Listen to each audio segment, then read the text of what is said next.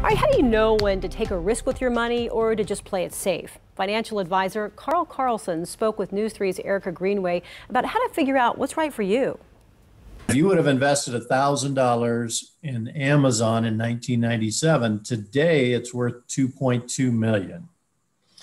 So how do you find the Amazons of the world, these new ones starting out? And for the average investor, that's really hard to do. But that's why if you look to people that are good at that, when a company goes public, it's not a brand new company. It's been in business for usually 15 to 25 years already before it actually goes public. So there's a lot of research that can be done to go find those types of companies, understand which ones are the best to invest in. Jeff Bezos said if there's a 10% chance of making a 100 times payoff, you should take that bet every time. Now, of course, we all don't have as much money to bet on as Jeff Bezos does, and those are good returns. And some of these new companies, you can get that. So, but you just have to understand what you're doing when it comes to the amount of risk you're taking for the amount of return you're going to get.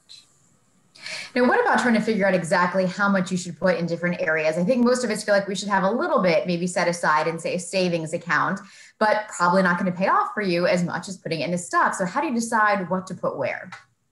So yeah, you do need some money in savings, at emergency fund, but you don't want to put too much. It's very safe. So some people are inclined sometimes to put too much money in those CDs or savings accounts.